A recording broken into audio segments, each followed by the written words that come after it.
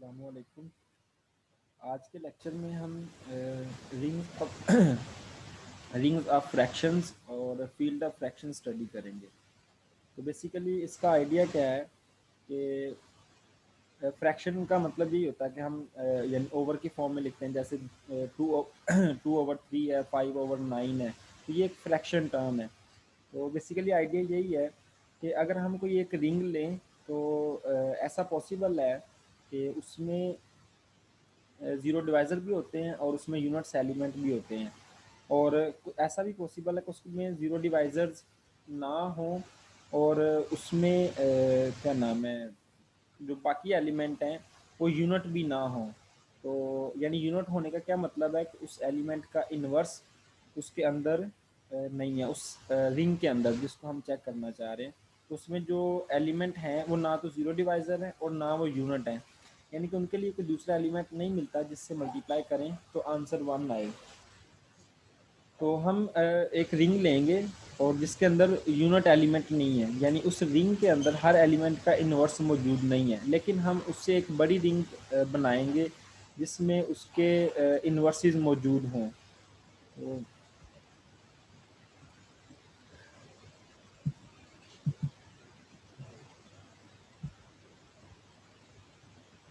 तो उसके लिए सबसे पहले हम क्या डिफाइन लेट करते हैं, let R be a commutative ring. और उससे पहले एक प्रॉपर्टी है ज़ीरो डिवाइज़र। अगर कोई एलिमेंट ज़ीरो डिवाइज़र ना हो तो हम वो क्या प्रॉपर्टी सेटिस्फाई करते हैं। तो अगर A is not a zero divisor and A B equal to A C, तो हम जब ए ज़ीरो डिवाइज़र ना हो तो हम ए को कैंसिल कर सकते हैं। ये मैंने आपको क्लास में भी बताया था कि अगर ये एलिमेंट ज़ीरो डिवाइज़र हो तो हम कैंसिल इनको नहीं कर सकते। तो इसकी मैं आपको एग्जांपल सेंड करूँगा बाद में, तो जिसमें हम मिस्टेक करते हैं। समटाइम एलिमेंट ज़ीरो डिवाइज़र होता है और हम इसको कैंसिल कर देते हैं, तो क्या प्रॉब्लम आती है। तो अगर ये एलिमेंट ज़ीरो डिवाइज़र ना हो तो तभी हम कैंसिलेशन कर सकते हैं, तभी ये कैंसिलेशन लॉ होल्ड करता है। अदरवाइज़ अगर ए रिंग के अंदर ए ज़ीरो डिवाइज़र हो तो हम इसको कैंसिल नहीं कर सकते। तो रिंग ऑफ फ्रैक्शन के लिए मैंने क्या किया, पहले सेट ऑफ इंटीजर मैंने लिखे हैं, let G equal to 0, +-1 +-2 and so on. ये इंटीजर का सेट है। तो हमें पता है कि ये रिंग भी बनाता है, रिंग की सारी प्रॉपर्टी सेटिस्फाई करता है। तो इसमें कोई भी ज़ीरो डिवाइज़र नहीं है, यानी किसी भी दो नॉन ज़ीरो नंबर को मल्टीप्लाई करें तो आंसर ज़ीरो नहीं आता। तो अब इसमें यूनिट्स की तादाद क्या है, यूनिट्स सिर्फ और सिर्फ इसमें +-1 है। तो क्यों +-1 है कि हमें यूनिट की डेफिनेशन ये होती थी कि यू डॉट वी करें, अगर आंसर 1 आए तो हम कहते हैं कि ये यूनिट एलिमेंट है एक दूसरे के, या वी डॉट यू अगर 1 आ जाए तो ये यूनिट एलिमेंट कहलाते हैं। तो इसमें 1 क्यों यूनिट एलिमेंट है कि 1 के लिए 1 को मल्टीप्लाई करें तो आंसर 1 आता है, -1 को -1 से मल्टीप्लाई करें तो आंसर 1 आता है। तो इसका मतलब कि ये यूनिट की डेफिनेशन को सेटिस्फाई कर रहे हैं। अब इसमें इन्फिनिट एलिमेंट है, इसमें कोई भी ज़ीरो डिवाइज़र नहीं है और सिर्फ दो एलिमेंट जो हैं वो यूनिट एलिमेंट हैं। तो लेकिन अगर गौर करें तो 2 का जो इन्वर्स है हमें पता है कि 1/2 होता है। वो 2 का इन्वर्स जो है वो 1/2 होता है। अगर हम 2 को 1/2 से मल्टीप्लाई करें तो आंसर 1 आता है, और ये इस डेफिनेशन को सेटिस्फाई करता है, यूनिट एलिमेंट की डेफिनेशन को। लेकिन ये जो 1/2 हम जिससे मल्टीप्लाई कर रहे हैं 2 से, वो इस रिंग के अंदर ये एलिमेंट नहीं है 1/2। और हमें ये पता है कि ये 1/2 जो है ये रियल नंबर में ये एलिमेंट है, और रियल नंबर में भी है, और ये रैशनल नंबर में भी 1/2 मौजूद है। तो इसका मतलब कि ये जो सेट ऑफ इंटीजर हैं इनमें हर एलिमेंट का इन्वर्स मौजूद है सेट ऑफ रैशनल नंबर में। अगर हम कोई भी एलिमेंट लें सेट ऑफ इंटीजर्स में से, तो जब हम उसको उसके रेसिप्रोकल से मल्टीप्लाई करेंगे तो आंसर 1 आएगा। तो इसका मतलब कि हम जी से एक ऐसी रिंग जी से एक ऐसी बड़ी रिंग मौजूद है जिसके अंदर इसके हर एलिमेंट का इन्वर्स मौजूद है। तो हम इसके इन्वर्सेस कैसे बना रहे हैं कि हम जो भी एलिमेंट लेते हैं उसके रेसिप्रोकल से उसको, यानी उसके वन ओवर फ्रैक्शन से हम मल्टीप्लाई करते हैं तो हमारे पास यूनिट एलिमेंट मिल जाता है। तो अब हम सेट ऑफ इंटीजर से, इसका मतलब है कि हम क्यू में जा सकते हैं जहाँ सेट ऑफ इंटीजर के हर एलिमेंट का इन्वर्स मौजूद है। ठीक है, तो यही मैंने यहाँ पे लिखा हुआ है कि अगर हमारे पास कोई छोटी रिंग, कोई भी छोटी रिंग है, यहाँ पे जो हम कंसीडर कर रहे हैं जी कंसीडर कर रहे हैं, तो हम उससे एक बड़ी रिंग फाइंड कर सकते हैं जिसमें हर नॉन ज़ीरो डिवाइज़र, यानी जो ज़ीरो डिवाइज़र नहीं है, तो उसका हम बड़ी रिंग में हम इन्वर्स फाइंड कर सकते हैं।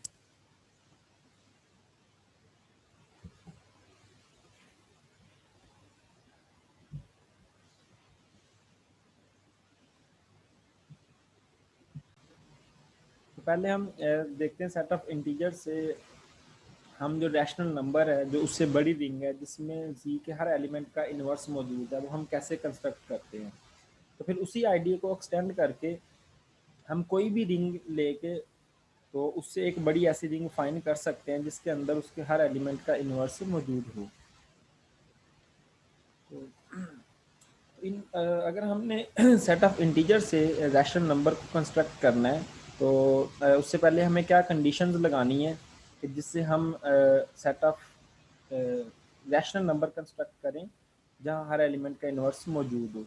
तो अगर हमें पता है कि 1/2 जो है रैशनल नंबर्स में 2/4 के इक्वल भी होता है, 3/6 के इक्वल भी होता है, एंड सो ऑन। अगर हम 2 से ऊपर नीचे मल्टीप्लाई करते जाएं तो ये सिलसिला चलता जाता है।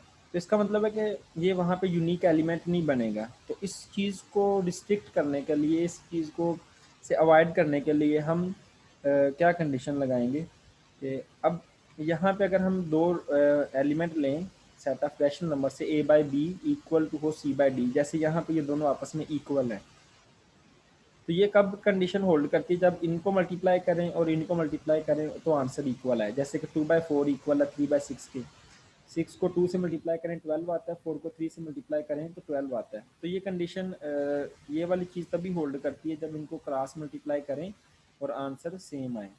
तो हम क्या करते हैं कि हम a ओवर b को इस तरह a कोमा b में लिख सकते हैं। तो फिर हम ये कहेंगे कि ये जो दो एलिमेंट हैं ये आपस में इक्विवेलेंट होंगे, यानी ये एक ही चीज़ को रिप्रेजेंट कर रहे हैं। जैसे 2/4 जो है 1/2 के इक्वल है, ये दोनों एलिमेंट सेम एलिमेंट को रिप्रेजेंट कर रहे हैं जब उनकी क्रॉस प्रोडक्ट इसकी इसके साथ सेम हो। तो अब दो, जब हम रिंग बना रहे हैं, फ्रैक्शंस की रिंग बना रहे हैं, क्यू को रिंग बना रहे हैं, तो हमने दो एलिमेंट्स को ऐड कैसे करना है और दो एलिमेंट्स को मल्टीप्लाई कैसे करना है।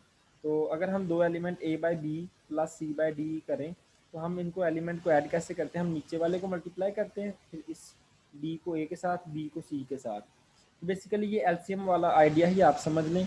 तो b को d से मल्टीप्लाई कर दें और बाद में क्या करेंगे कि ए को डी से क्रॉस मल्टीप्लाई करके हम इस तरह इन दो एलिमेंट को ऐड करेंगे। और मल्टीप्लाई कैसे करेंगे, ऊपर वाले को ऊपर वाले से मल्टीप्लाई और नीचे वाले को नीचे वाले से मल्टीप्लाई करेंगे। तो अगर हम ये ऑपरेशन, और यहाँ पे ये याद रखें कि ये जो ए ओवर बी और सी ओवर डी है ये लोएस्ट फॉर्म में है, यानी कि ये वाली फॉर्म है जो कैंसिल होने के बाद सबसे एंड पे हमारे पास आती है कैंसिल होने के बाद। ये जो है ये लोएस्ट फॉर्म में, यानी इनमें मज़ीद कुछ भी कैंसिल नहीं हो सकता। तो तब हम क्या करते हैं, तब हम इनकी एडिशन इस तरह डिफाइन करते हैं और मल्टीप्लिकेशन इस तरह डिफाइन करते हैं। तो अब अगर ये हम ऑपरेशन डिफाइन करें तो हम सारे के सारे रैशनल नंबर कंस्ट्रक्ट कर सकते हैं।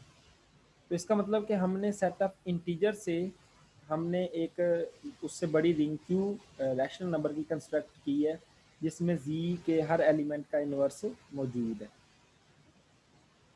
तो अब हम ये आप अगर नोटिस करें तो z का हर एलिमेंट, यानी अगर 5 है तो हम 5 को 5 ओवर 1 लिख सकते हैं। अगर इंटीजर में -10 लेते हैं तो -10 ओवर 1 लिख सकते हैं। तो ये एलिमेंट रैशनल नंबर में भी मौजूद है और हर एलिमेंट का इन्वर्स भी मौजूद है, क्योंकि फॉर एग्जांपल अगर आप 5 लेते हैं उसका इन्वर्स 1/5 है, 10 लेते हैं 1/10, -10 लेते हैं तो -1/10 उसका इन्वर्स मौजूद है। तो ये z जो है ये छोटी रिंग है और q जो है वो उससे बड़ी रिंग है जिसमें हर एलिमेंट का इन्वर्स मौजूद है। तो इस मेथड को हम मतलब रिंग ऑफ फ्रैक्शन कंस्ट्रक्ट करने का मेथड कहते हैं। और जो ये बड़ी रिंग बनती है जिसमें हर एलिमेंट का इन्वर्स मौजूद होता है उसको हम रिंग ऑफ फ्रैक्शन कहते हैं। तो ये हमने ये बेसिकली एक एग्जांपल ली है कि हम सेट ऑफ इंटीजर से set of rational number construct कर सकते हैं। तो इसी आइडिया को हम एक्सटेंड कर सकते हैं कि हम कोई भी रिंग लें और उस रिंग से हम एक उससे बड़ी रिंग फाइंड कर लें जिसमें उसके हर एलिमेंट का इन्वर्स मौजूद हो। तो हमें उसको कंस्ट्रक्ट करने के लिए दो कंडीशंस हमने लगानी है। पहली कंडीशन ये है कि we can not allow zero divisors as denominator. ये जो हम बटे में ले रहे हैं, ओवर में आ रहे हैं ये वाले, ये ज़ीरो डिवाइज़र नहीं होने चाहिए। अगर ये ज़ीरो डिवाइज़र हुए तो समथिंग ओवर ज़ीरो आ जाएगा और ये इन्फिनिटी भी हो सकता है। तो इसलिए हम यहाँ पे ज़ीरो डिवाइज़र अलाउ नहीं कर सकते। दूसरे नंबर पे जो नीचे डिनोमिनेटर में बी डी मल्टीप्लाई हो रहा है, तो ये दोबारा जो है उसी सेट ऑफ इंटीजर सॉरी उस रिंग के अंदर ही ये एलिमेंट आना चाहिए। अगर ये उस रिंग से प्रोडक्ट बाहर चली जाएगी तो ये एलिमेंट जो है ये रिंग ऑफ फ्रैक्शन में नहीं आएगा, तो इसलिए ये भी प्रॉब्लम करेगा। तो इसलिए हमने ये दो कंडीशन लगाई हैं। तो उसमें ज़ीरो डिवाइज़र नहीं होना चाहिए और जो मल्टीप्लिकेशन है डिनोमिनेटर की वो क्लोज होनी चाहिए। तो ये थ्योरम है कि हम यानी कि हर रिंग को एक्सटेंड कर सकते हैं उससे एक बड़ी रिंग में जहाँ उसके इन्वर्सेस मौजूद हों। ये थ्योरम क्या कहता है, let R be a commutative ring. पहली कंडीशन क्या है कि वो कम्यूटेटिव रिंग होनी चाहिए। Let D be any non empty subset of R such that does not contain zero, does not contain any zero divisor. तो जो मैंने अभी पीछे एक्सप्लेन किया है ये सारी वही कंडीशन है कि ये डी हमने उस रिंग का वो वाला सबसेट लेना है जिसके अंदर कोई भी ज़ीरो डिवाइज़र ना हो, उसके अंदर ज़ीरो ना हो और इज़ क्लोज्ड अंडर मल्टीप्लिकेशन हो। क्लोज्ड अंडर मल्टीप्लिकेशन क्यों, ये अभी जो मैंने सेकंड रिस्ट्रिक्शन लगाई है यहाँ पे, तो ये क्लोज्ड होने चाहिए मल्टीप्लिकेशन। तो इसलिए वो जो डी सेट है वो क्लोज्ड होना चाहिए अंडर मल्टीप्लिकेशन। उसके बाद then there is a commutative ring Q such that with identity, उसमें आइडेंटिटी भी होगी, such that Q contains R. तो ये जो क्यूब बड़ी रिंग बनेगी वो उस छोटी रिंग को कंटेन करेगी।